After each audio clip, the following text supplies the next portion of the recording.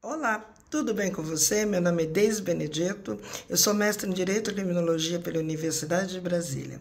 Eu recebi o convite da IA Mônica, presidente da Sociedade da Mulher Guerreira, para estar aqui batendo papo com vocês. Ela me fez um convite que eu falasse nesses 21 dias de ativismo sobre o racismo e o sistema penitenciário brasileiro.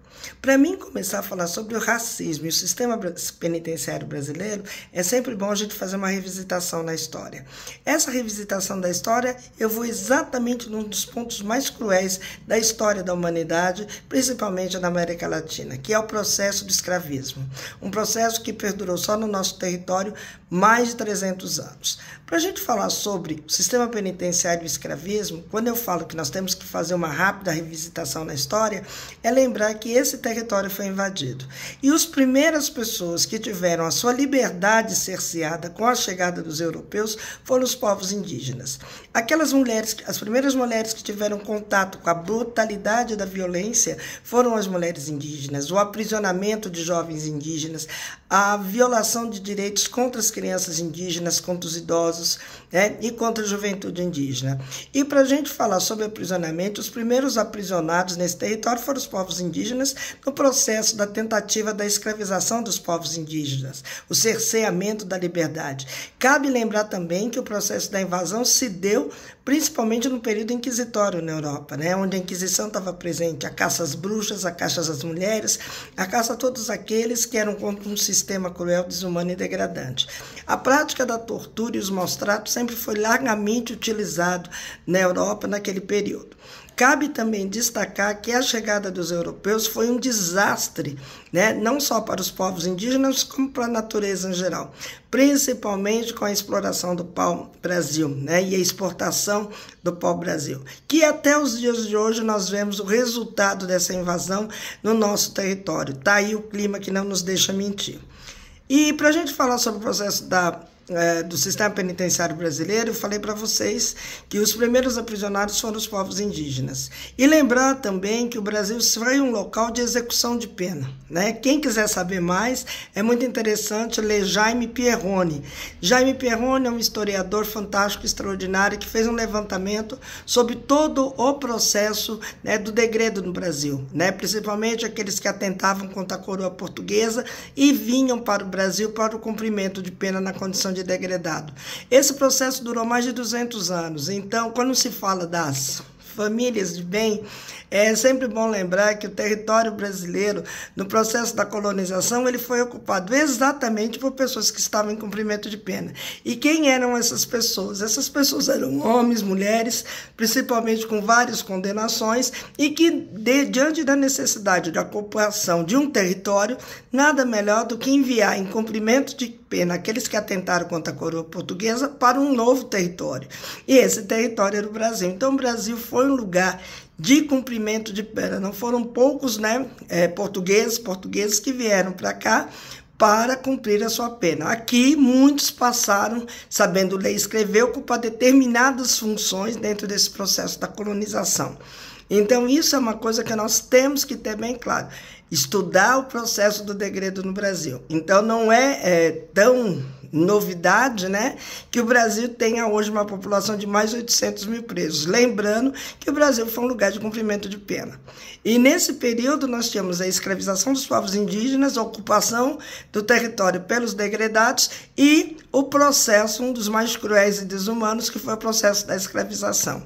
Quando eu falo desse processo da escravização, eu me reporto que logo no momento em que essas pessoas eram aprisionadas na África, eram remetidas para os porões, depósitos, para serem depois embarcados para a América Latina, Caribe, mas principalmente para o Brasil, essas pessoas já perdiam a sua liberdade, já eram separadas muitas vezes dos seus filhos, maridos, companheiros, e estavam sem sua liberdade, estavam aprisionados, fazendo uso de algemas, fazendo uso de correntes, com uma alimentação deficitária, em condições subhumanas de existência, e eram remetidos para os porões dos navios. Nos porões dos navios também a superlotação, a ausência de água, a ausência de ventilação, a ausência de uma alimentação digna, a ausência de privacidade e, junto com isso, a tortura e os maus tratos. Qualquer semelhança com o sistema penitenciário brasileiro não é mera coincidência. Então foram milhões, milhares de viagens para o Brasil, né, com 400, 500, até 600 pessoas dentro dos navios negreiros. Muitos morriam, outros tentavam suicídio, outros realmente se suicidaram. Quem quiser ter mais ou menos uma ideia sobre isso, assista o filme de Spielberg, Amistade. Qualquer semelhança não é mera coincidência com o que aconteceu durante o processo do tráfico transatlântico de escravos para o Brasil. Um outro detalhe que é muito bom e muito importante também frisar para vocês, que no interior dos navios negreiros, além da superlotação, um número vasto de pessoas que adoeciam. Falta de higiene, falta de água, né? Falta de um atendimento digno à saúde. E, principalmente, eu sempre falo, né? Quando a gente ouviu a questão da morte do George Floyd, quando ele gritava, né? Eu não consigo respirar, eu sempre digo que o mesmo grito de George Floyd, eu não consigo respirar, foi o mesmo grito ouvido, né? O mesmo grito que foi feito por milhares e milhares de africanos e africanas durante a travessia, né? O grito dos meus antepassados de alguns de vocês, eu não consigo respirar, devido à superlotação, ausência de ar no interior dos navios negreiros. E aí, esse processo do aprisionamento, ele nos acompanha desde a África até aqui. Então, ser aprisionado, né, ser destituído da liberdade, não é uma coisa, não foi uma novidade, né? Sempre fez parte da história da população negra nesse país. E um outro detalhe que é muito interessante, que também as mulheres também sofriam com essas condições, né? E ainda mais, elas eram violentadas sexualmente, né? Elas eram violentadas, espancadas, quer dizer, tudo, você era destituído da sua humanidade. Destituído da sua humanidade enquanto pessoa humana. Qualquer semelhança, né, com os relatórios de tortura e maus tratos escritos pelo Mecanismo Nacional de Prevenção e Combate à Tortura, a qual eu também fui perita e a primeira perita negra desse mecanismo, não é mera coincidência, certo? E a partir daí, o processo da escravidão do Brasil, ele tem um fator principal que é a ausência da liberdade. Eu geralmente tenho o hábito de falar que quando a gente vai falar principalmente sobre esse processo de escravismo, tem um detalhe que não é só retirada da liberdade, né? Eu falo que a escravidão no Brasil foi a execução de uma pena sem que houvesse um crime. Você retira a liberdade de uma pessoa.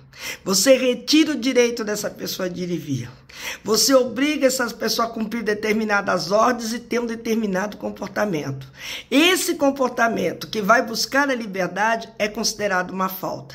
É considerada uma insubordinação. E essa insubordinação ela tem que ser punida. E quais eram os métodos utilizados para a punição daquelas pessoas que fugiam? O tronco, os castigos, né? As celas. Quer dizer, esse processo de busca de liberdade contínuo para a população africana, na América Latina e Caribe, e eu estou me referindo ao Brasil, sempre foi constante. A busca da liberdade. E a escravidão foi uma execução de pena sem que tivesse o direito dessas pessoas terem a liberdade. Que era o que eu cerceava. Eu te colocava numa condição de submissão, de escravidão, de humilhação, né? E a partir daí eu te obrigava a fazer as coisas. É óbvio que as pessoas não aceitavam fazer as coisas que iam contra os seus princípios, contra a sua vontade. E lembrando que quem vinha para o Brasil em cumprimento de pena eram jovens, né? Nessa faixa, né? Jovens, 12, 13, 14 anos, né? E que hoje se encontram no socioeducativo, tá? E a faixa de 18 a 25 anos, em idade produtiva, que eram esses jovens que eram transportados para o Brasil, maioria homens, né? Na força, no vigor da sua juventude, né? E tinham condições de reprodução, e não só reprodução, como também de trabalho, energia para o trabalho. E aí a gente viu que durante todo esse processo, né, quando a gente vê as organizações, né, desses jovens, né, no sentido de buscar fuga, de ir para os quilombos, entendeu? Se reorganizarem, se aquilombarem, era a busca da liberdade e do seu modo de vida, né? E eu sempre falo que desses processos, a busca da liberdade, ela sempre foi fundamental para se ressignificar o que é estar num outro território que não é o seu, que é refazer a sua vida. E aí, quando a gente vai falar desse processo da escravidão, que é uma execução de uma pena sem que houvesse crime, porque você tira o fator principal de uma pessoa que é a liberdade, né? Não foram poucas as rebeliões, não foram poucas insurgências em busca dessa liberdade. E com o processo todo da escravização, a gente tem que lembrar como é que foi construída essa identidade também da pessoa negra, né? Então, quando eu falo da construção de uma identidade criminosa negra no Brasil, ela começa no tempo da escravidão, né? Com aqueles anúncios, né, pregados nos postos, né, quando os negros ou as negras fugiam, né, em busca da sua liberdade, escravo fugido, olhos sanguinários, manco de uma mão, né?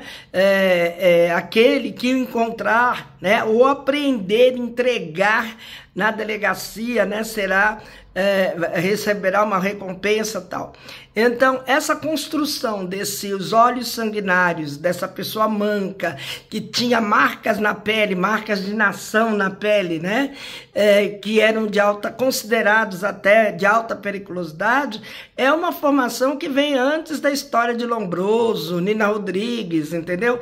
Já os anúncios já apontavam essas características criminosas, né?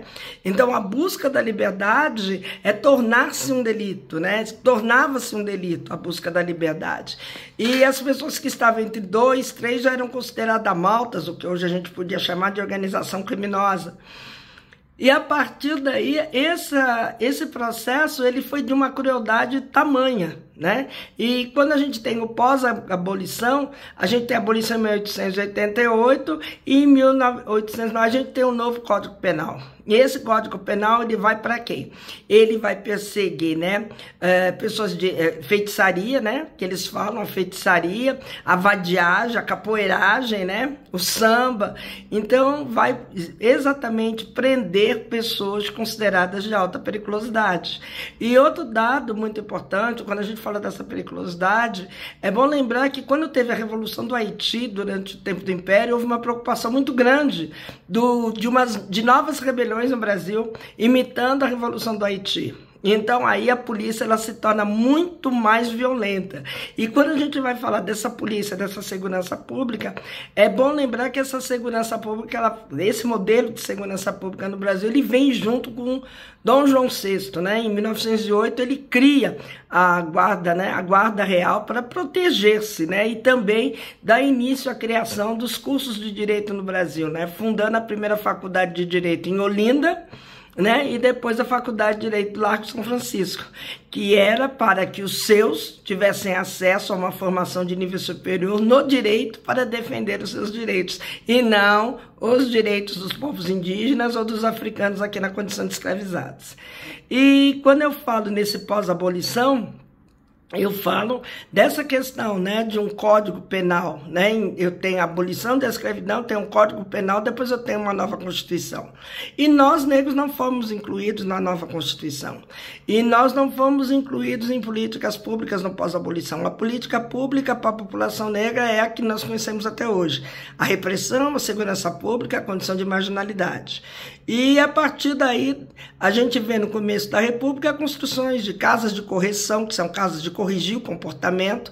Nós vendo a expansão do crescimento de presídios, de manicômios, que é justamente para abrigar essa população considerada indesejada, inadequada para o novo modelo, né, brasileiro de civilização, né, com a república. E aí a gente vê o crescimento, né, das teorias racistas de Nina Rodrigues, Garofalo, né, Gobineau, todos esses caras que vão desenhar, né, a partir da eugenia, que significa o mais branco, mais puro, um novo padrão civilizatório no mundo e que vai atingir em cheio a população brasileira, né, nessa busca de um novo modelo social ou um novo modelo de civilização que não tenha negros e nem indígenas. Para essa população, a repressão, para essa população, né, a construção e o reforço de uma identidade criminosa negra, né, preto parado e suspeito correndo ladrão, onde, né, deve-se ter cuidado com os negros na rua. Então, homens negros nas abordagens policiais, as mais bruscas, né, as mais truculentas que a gente vê nos dias de hoje, culminando principalmente com o que nós vemos na atualidade, que é o encarceramento em massa. Quando nós falamos do encarceramento em massa, eu estou falando de uma população negra, né, de mais de 800 mil, mais de 60% são negros, né? Mais de 60% são jovens, né? Nessa faixa de 18 a 25 anos. A maioria deles, né, estão presos por crimes envolvendo tráfico de drogas, na Lei 11.343, a lei que a gente conhece como a lei que vai, né, beneficiar os usuários, mas no caso da população negra, os usuários, né, os usuários são considerados traficantes, e a construção e o reforço dessa identidade criminosa negra quando nós temos, né, que a maioria desses jovens estão associados ao crime de tráfico de drogas. E eu tenho o hábito, nesse conceito que eu desenvolvi, de falar da condição de traficados a traficantes. A partir de 1830 foi proibido o tráfico de africanos para o Brasil.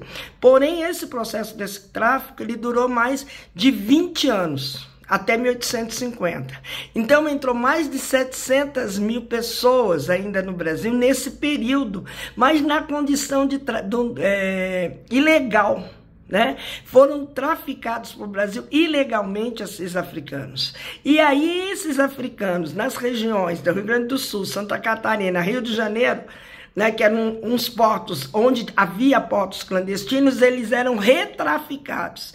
Então, o que nós tínhamos? Nós tínhamos a proibição do tráfico, que é a famosa lei de inglês V, né? Quando esses navios eram abordados e encontrados alguns africanos, esses africanos vinham, né, para a terra, vinham para o Rio de Janeiro, ali eles ficavam, né, prestando serviços para a nação e considerados em termos livres, mas na verdade não eram livres. Quando isso não ocorria, nós tínhamos a entrada de vários africanos aqui, que eram principalmente remetidos para as ilhas, né, na região de Paraty, Angra dos Reis.